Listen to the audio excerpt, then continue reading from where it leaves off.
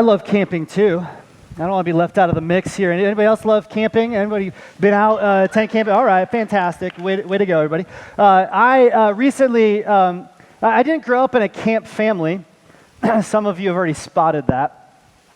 I recently got into camping well, it was last summer. I took my son on a camping trip. I've told way too many stories about it. I think you all are bored with that. But it introduced me to this whole world of camping. And this may not be a surprise to any of you, but the type of camping that I enjoy is technically called glamping.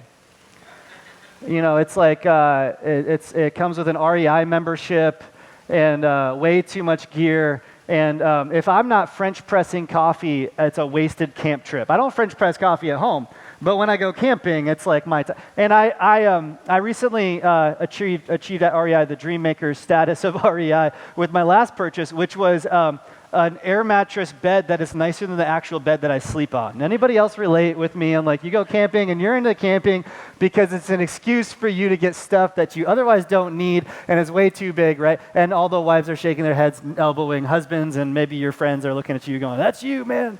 I realized, I learned recently that the type of camping that I enjoy is called car camping. And it's called car camping for a reason. You load up your car full of junk, you drive it to your site, and you don't have to think twice about the stuff that you brought. Now, full disclosure, this is all my stuff, and this is what I bring car camping. But recently I've learned that there's another type of camping. It's a really, I don't do this type of camping. I want to do this type of camping. Actually, Grand Canyon next year is maybe on my bucket list, right? It's called backpacking.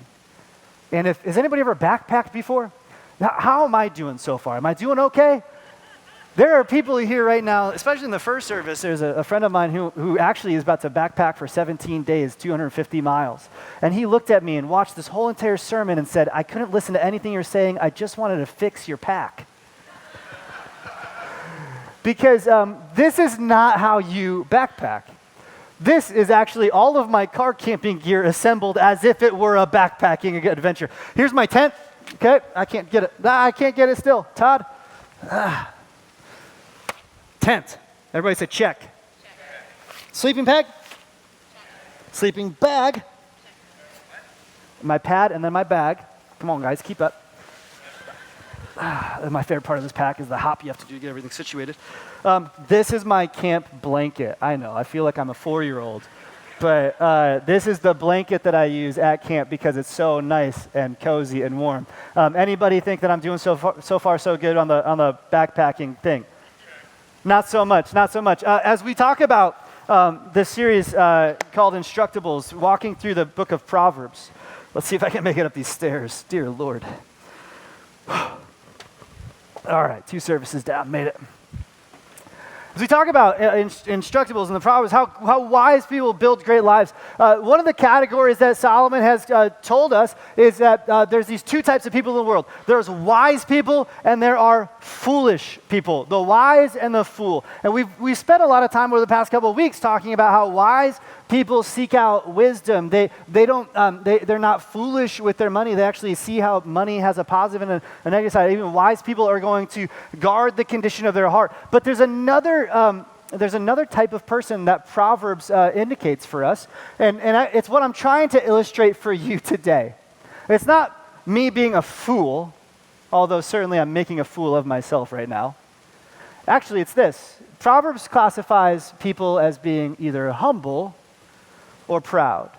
What I want to submit to us all today is that the trail of life will reveal to you whether you are humble or whether you are proud. A humble person will actually look at themselves and say, I know who I am, I know how far I can go, I know what I need, and they will pack accordingly for life. But too many of us are proud. We're overpacking our bags in life. We imagine that we have the capacity to carry more than we actually can. We haven't done the work it takes to realize that there are specialty items to help us on our journey ahead. You know a proud person because they show up to a camping event looking like this. They have things in the wrong places. They're carrying way too much weight. They're the type of person who overpacks the dumb things for a camping trip. Not really dumb. I don't want to say it this way, but I've got books in here in case you want to know what I read on a camping trip. It's The Moral Vision of the New Testament by Richard Hayes. It's a great book. You should read this twice a year. Angela Martin from The Office wanted me to bring this one too. This is The Purpose-Driven Life. Just some books that I'd like to read around the campfire. But taking up space in my pack. And proud people think they can carry everything. And proud people go through this life and they think to themselves, well, what harm is it if I take on too much? And today what Solomon is going to show us about pride and humility is that, ironically, proud people hurt themselves. That almost all of the problems that you will inflict upon yourself come from one very core problem. It's the problem of pride. Eventually, the proud packer, the proud person who's backpacking with way too much stuff, will get worn down, not by other people, but by step after their own step along the long trail of life. I think this is a metaphor that Solomon could probably applaud or look at and, as he shared some wisdom with his kids. This is what Proverbs 3:34 says. He says that God mocks proud mockers, but shows favor to the humble and the oppressed.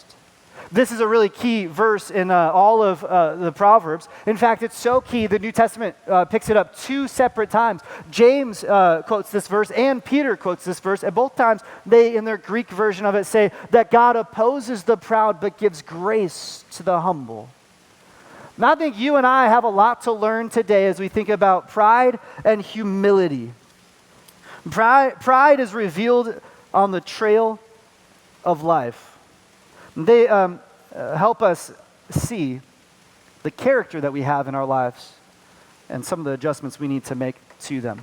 Pride and humility, it's a mega theme of the Bible.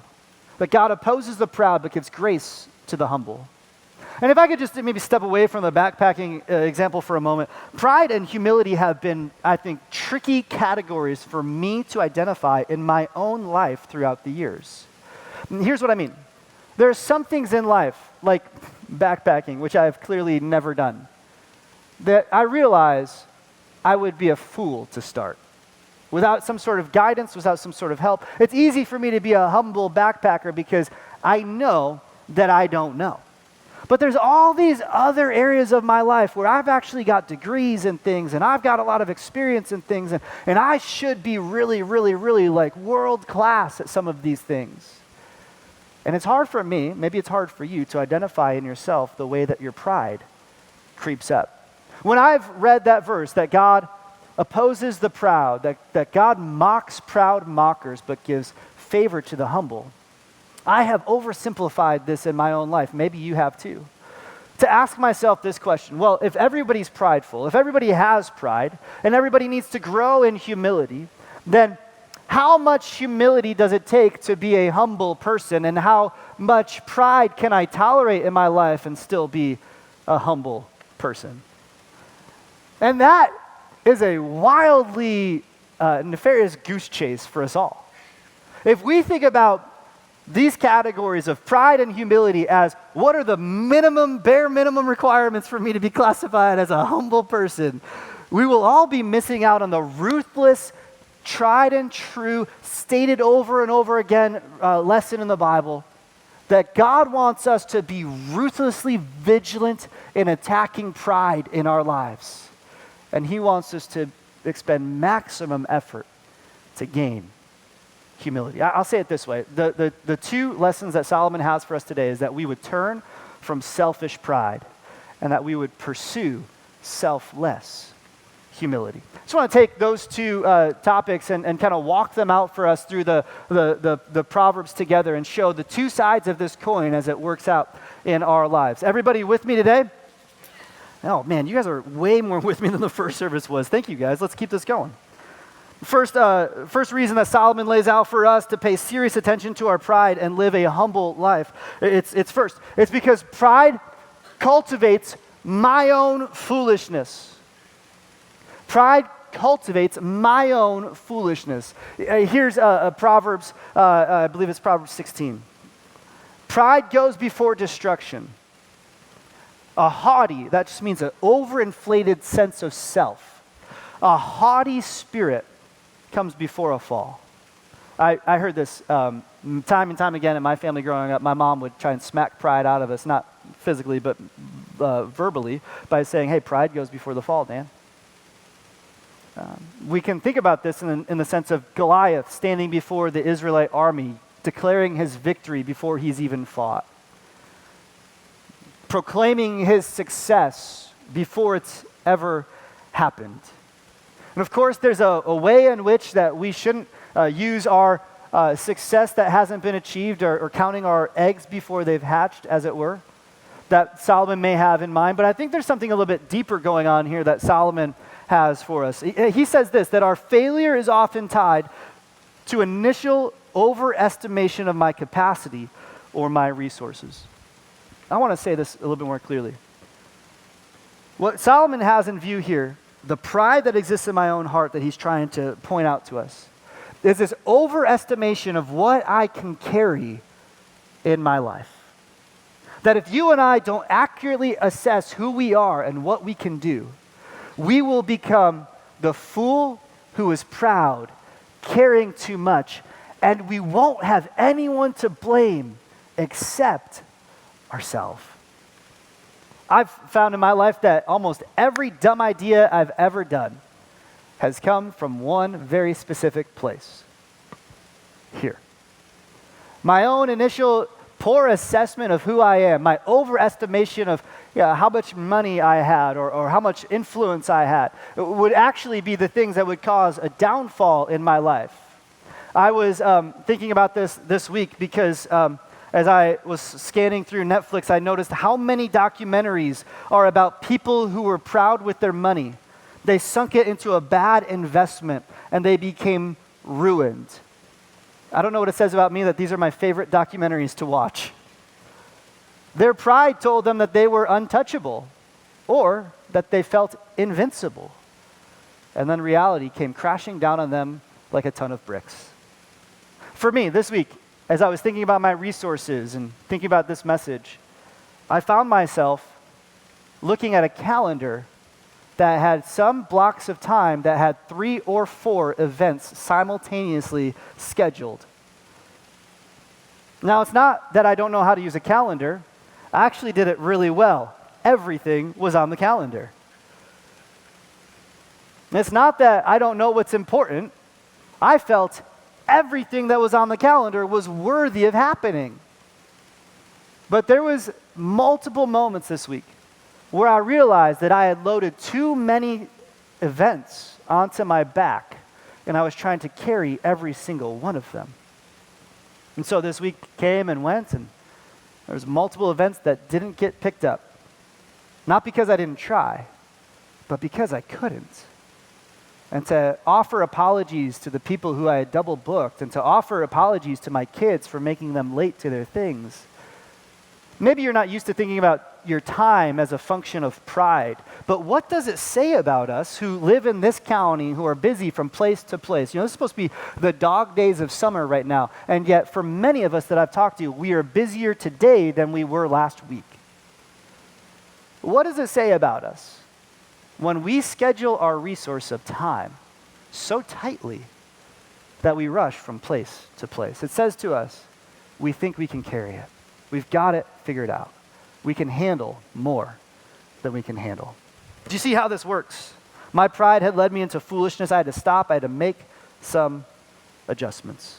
On the contrary, look at what happens if we simply accurately assess ourselves with our humility. If pride cultivates our own foolishness, humility protects me from foolishness. Having an accurate assessment of who I am protects me from acting badly. You know, sometimes we think that to be a proud person is to carry everything. So to be a humble person must mean I carry nothing. But actually, that's pride in the opposite direction. Self-deprecation is pride. You ever meet somebody who's trying to work on their pride? So they, in turn, start saying untrue negative things about themselves. They're taking off all the baggage and saying, well, if I don't want to be puffed up and conceited, then I've got to be self-deprecating and lowly. But that's not humility. Humility is having an accurate assessment of who you are. You are not so indispensable to the world that if you didn't do that thing, it wouldn't be okay. But you're also not so insignificant that if you weren't there, you wouldn't be missed. Listen, Solomon tells us that your life is important. How you live is important. We cannot make the mistake of making ourselves indispensable. We cannot make ourselves the mistake of making ourselves irrelevant. With humility, we recognize the important place that we live. We have an accurate assessment of ourselves, and then we tailor our pack for this life, for how to walk the journey ahead of us. Look at what Proverbs 11 verse 2 says. Here's how it protects us. When pride comes, then comes disgrace. But with humility comes wisdom.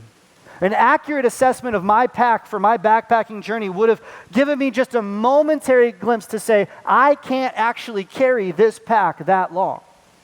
And so wisdom would say, you need to actually go and spend some more money at REI, Dan.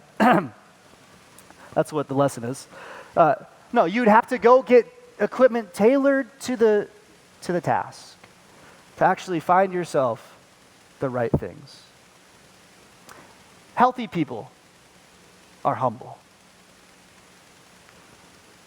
Humility understands how long the journey is and what I'm cut out to handle. Think about this week. Just yesterday here at Heartland, we started our first group run for our marathon training and for our half marathons. And so we had, I think it was 44 people gathered together to run from this building out into the community and start training. They did this because they're humble and wise people. They have an accurate assessment of themselves. They know that they're way out of shape and they can't run 13.1 or 26.2 miles. And now 17 weeks from the race, they've decided to do something about it. And with wisdom and humility, they've started to move their feet.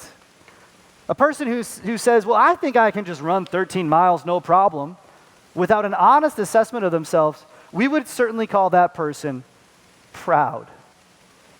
But the person who says, I know myself, I'm strong, but I'm sloppy. So I'm going to start now. I'm going to put down the chips and the donuts, and I'm going to start moving my feet. I'm going to do a little bit now. Then the trail 17 weeks from now will not disgrace them, but they will actually, with wisdom, cross the finish line. Now, I think that's the first lesson that we got to pay attention to our pride. We ought to be maximum alert against pride in our lives because pride will lead me into my own foolishness, but my humility can protect me from my dumb self. That's a quote. You can put that on Twitter. Second reason, pride blinds me to the truth. Pride blinds me to the truth. Pride distorts our perception. It's like a cataract on your eye that alters your internal vision. If you disregard the cataract, it will forever mess up your sight. I read this week that cataracts are the #1 leading cause of physical blindness in the world. And I would recommend and suggest that similarly, untreated pride in our hearts is the #1 blinder causing frustration and dysfunction in our lives. Did you know that in Proverbs 16, there's a list that Solomon gives of the 7 deadly sins? There's movies made about this. This is kind of a famous part of the Bible. There's 7 deadly sins.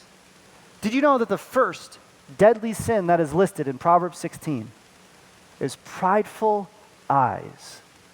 #1 on the list, deadly sins, is pride. How you see yourself in this life has absolute power and detriment to how you go through this life. Untreated pride has terrible consequence because we become blinded to the truth and unreceptive to what is true. We no longer can see ourselves clearly nor who God is. And this is the greatest battle that Jesus came to wage. I don't know if you realize this. The war on spiritual blindness. There are 2 whole chapters in John's gospel, chapter 8 and chapter 9, by which Jesus argues with the religious leaders. Their ancestral pride as Jewish people, as people who were chosen by God in the past, had blinded them from seeing Jesus as the Son of God chosen to save them from their sins. They saw Jesus do many signs, one of which in John chapter 9 is literally healing the eyes of a man who was born blind. Jesus reversed his blindness as a way to show them that they were spiritually blind. And at the end of John chapter 9, they ask Jesus, they say, well, you opened this guy's eyes and now he can see. What do you think about us? Are we spiritually blind too? Us who know all of God's promises, who have all of God's favor, us who have all of God's knowledge. And look at what Jesus says at the end of this 2-chapter situation. He says, if you were blind, you would not be guilty of sin. But now that you claim you can see, your guilt remains. Now that you self-profess that your way of looking at the world is the right way, you actually are condemning yourself of the very thing that you're saying you don't struggle with. When we say Jesus is the master teacher, this is why. Because he trapped them in their pride. I hope that catches your attention. I hope that convinces you that you do not see this world as clearly as you think you do. One of the hardest things to do today is to publicly change your mind about how you've thought about a thing. But when each one of us realizes that we don't actually see the world perfectly, and I hope I'm making this case to you, but I don't actually see the world perfectly. Do we agree on that? When you realize it, it actually allows us to be non-defensive when I'm confronted with my own deficiencies. What we learn on the flip side, if pride blinds me from what's true, then humility helps me see and accept it. This is what we see here in Proverbs 15. This is those who disregard discipline despise themselves. But the one who heeds correction gains understanding, can actually see what is true. Wisdom's instruction is to fear the Lord, and humility comes before honor. I'm very excited about this series because in a couple of weeks we're going to actually look at a verse like this and talk about how to fight fair in relationships. How to fight fair in your relationships. I said that. How to fight fair in your relationships. How to receive hard things and how to engage when you disagree. That is a message that I myself need, so I will not be sharing that message. I'm really excited for the person who is. I hope you'll tune in the next couple of weeks. But for us to be able to make it through that message is going to require a little bit of humility and recognizing that success on the trail of life requires that I receive honest feedback and correction in my life, that I can receive hard truths. When I was 18, I had a mentor who I thought was really cool because he was in his late 20s. And I thought it looked really good to everybody else that I, as an 18-year-old, had a mentor who was in his late 20s. Almost twice my age. I had someone who was full of wisdom. And it looked really good that I had a mentor at 18 who was in his late 20s. I was not necessarily interested in his mentorship. I was interested that people knew that I had a mentor who was in his 20s. How wise was I to have a mentor in his 20s? Do you get that? You get what I'm pointing to? And I enjoyed this person until he tried to mentor me. And I remember it very clearly. He remembers this too. The day that he finally picked up on something in my life. I remember at 18, he looked at me and said, Dan, you're a really, delightful person to be around. You're very easy to hang out with, and your friends enjoy you. But as a leader, I want you to know that I've noticed something in your life that could be a real problem for you going into the future. And if you don't get a hold of it now, I'm really worried that you'll never fully realize the potential that God's put inside of you. He said, you are a very prideful person. And I remember looking at him, listening to him say these things that assaulted my soul, and thinking back, and this is really, truly not proud about this, but realistic. I want to give you the realistic play-by-play. In my mind, I remember stopping listening to what he was saying and throwing up my defenses and thinking about this guy. I don't want to be like this guy when I grow up, because he doesn't see clearly the confidence that God's put inside of me. This guy's a loser. Now, as I grew, and as I walked the trail of life with an overloaded backpack, time and time again, what he tried to warn me from were stones that I continued to stumble over. And if you know me in any sense of knowing someone, it's not hard to see the areas of pride in my own life. This is maybe the besetting sin of every single one of us. But he had challenged me, and I wasn't willing to listen because of my pride. And so God had to let the trail of life wear me down to the point where I finally realized that he was right, and I needed to make some changes. The proud person does not make a hard change in their life. The humble are those who receive a hard truth and then can act upon it. I learned this week a fact about the Oregon Trail, the trail that runs right through Kansas City and goes out west. I realized that not only was I the only one who doesn't know how to pack a backpack, but on the Oregon Trail, this is really, truly heavy. I'm not just a weak person. Maybe both those things are true. I realized that there were these wagons, right? Oh gosh, this is so impossible. How am I doing? You guys want to go backpacking with me now? No? It's on the web. Shh. I found out that as a lot of the first settlers went west, they overpacked their wagons. They put way more equipment in there than they needed. They didn't pack enough food, and they packed too many heavy boxes full of grandma and grandpa's old stuff. Things that they had brought from the old country.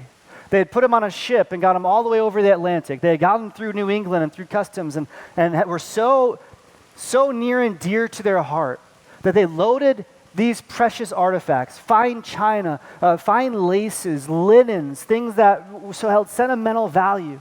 They put them in big boxes and then put those big boxes in prized places on their wagons, and then they tried to fill it in everything else around those things. And they got all the way to Kansas City. And as they started to move past Kansas City into the Colorado Rockies and all these things, they realized that their wagon was weighed down by stuff that wasn't helping them on the journey. And the proud pioneers persisted, and their wagons failed. And actually, it's the ones who took stock of the situation, had been humbled by the trail, and could finally realize that while I care deeply about the sentimentality of this thing, it's going to be best for us if we leave it right here on the trail, which is why along the trail there have been countless treasures that have been found throughout the years, things that held tremendous value, but were not serving the journey. And why is it in our lives that the things that we're the most proud of are often the things that we're most reticent to let go of? It's because the trail needs to humble us to realize the things that are actually important. Wise is the humble person who can leave their baggage on the side of the road so that they can keep moving forward. And I wonder for you, has there been someone in this life in the past couple of weeks or days who has tried to get your attention and tried to help you with a hard truth? How did you respond to it? Did you put up your internal defenses? Did you reject the discipline from them? Or did you receive the hard truth and assess it and learn from it? Well, if those two reasons weren't enough for you and I to maximally fight pride and try and pursue humility, I think this last reason might get us there. Here's what it is that pride, Solomon says, actually puts me in opposition to God. Why is it such a big deal that you and I identify and remove pride from our lives? It's such a big deal because there's one singular way in this life that you become at odds with God. And Solomon tells us it's pride. It's pride.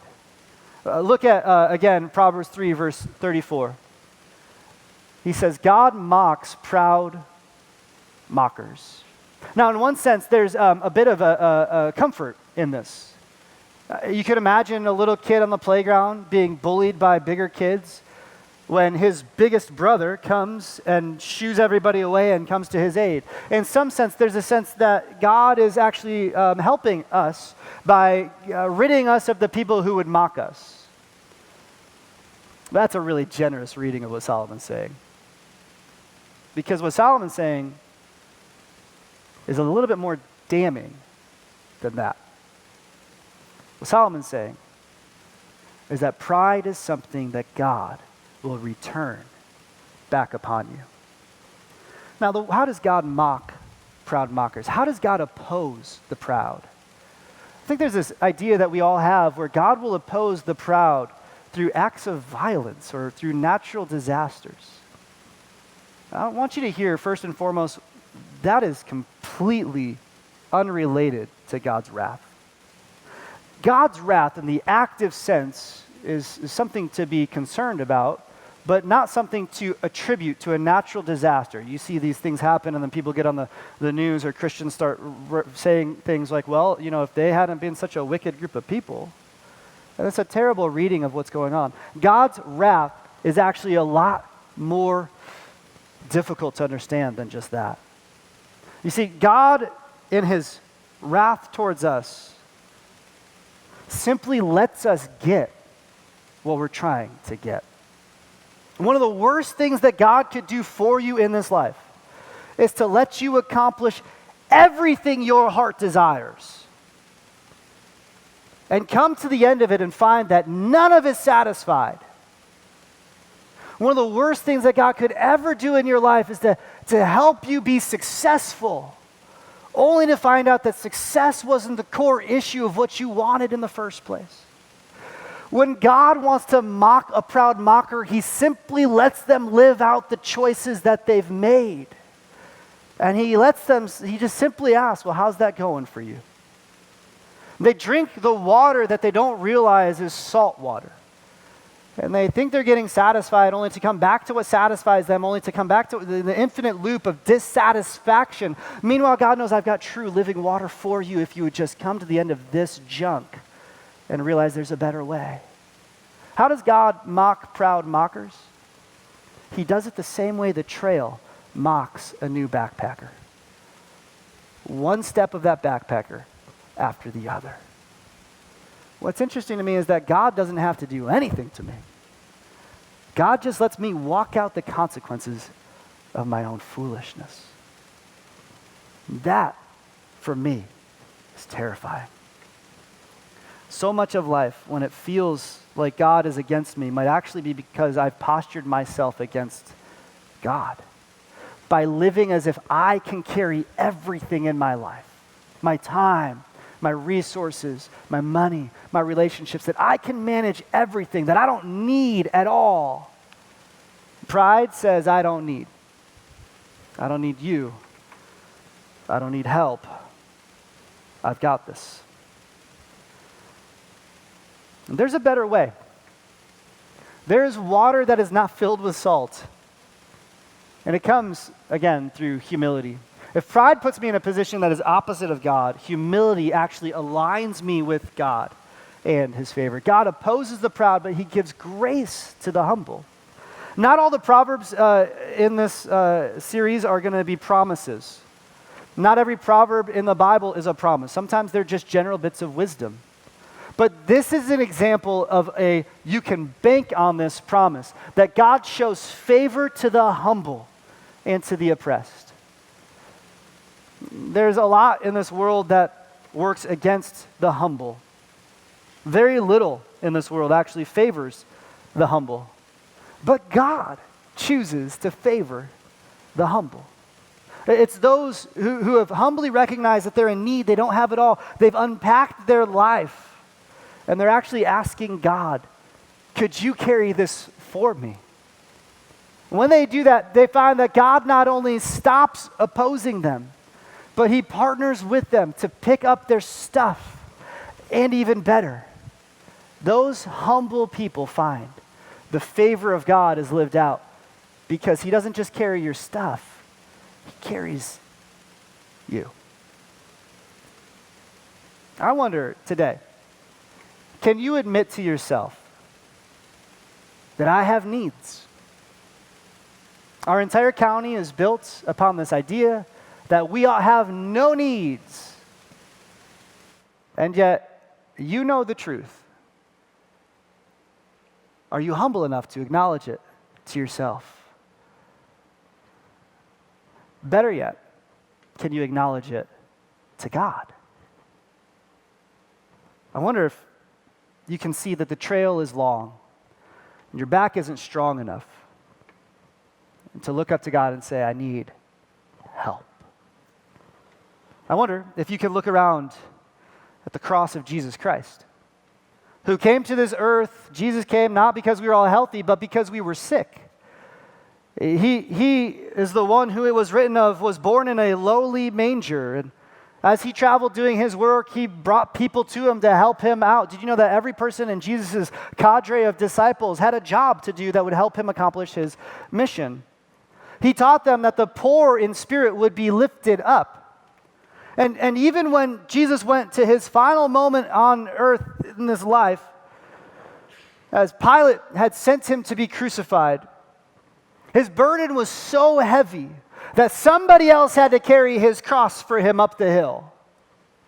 No, he was completely God, stronger than the strongest forces in this world.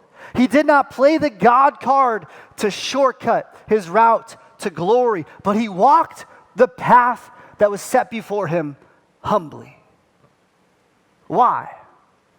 Why would Jesus do all of this humbly? Because I think Jesus knew that God opposes the proud, but gives grace to the humble. And the grace that he gives is life. That Jesus gave up his life, but he came back to new life, and that life is given to those who ask for help. And I think if you want to be proud of anything in this life, we got one place that we can look to be proud of. That's what the Apostle Paul says. He says, the cross of our Lord Jesus Christ is my only reason for bragging. Friends, think about that. Don't brag about who you know or what you've done. Brag about this, that the God of the universe looked upon what he had made and loved it so much and loved you so much that he didn't want you lugging junk all the way through your life, wasting your time, walking into frustration, beating yourself up, being worn down by the path. He wanted you to walk this life out with him.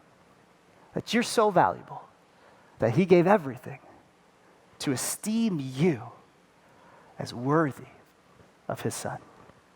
For me, that's the one place where all of my pride and my bragging and my accomplishments melt away, is at the cross of Jesus.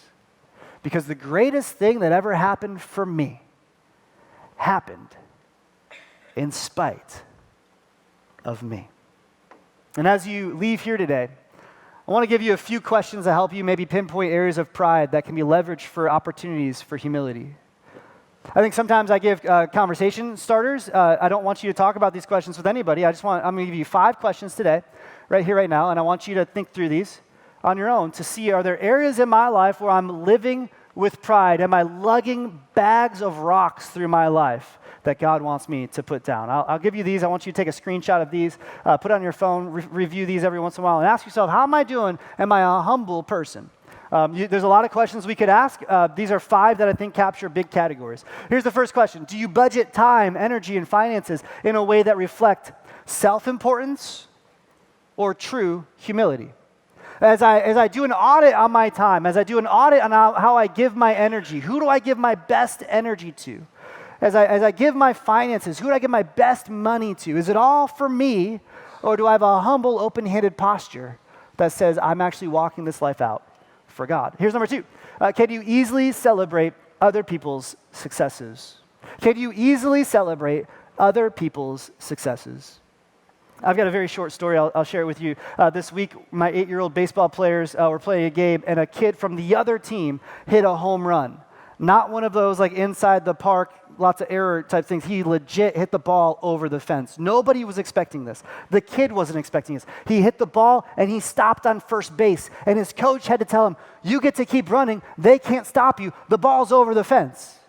When that happened, 9 out of the 10 players from my team who are on the field went like this. But there was one boy who was the kid who the ball went over his head.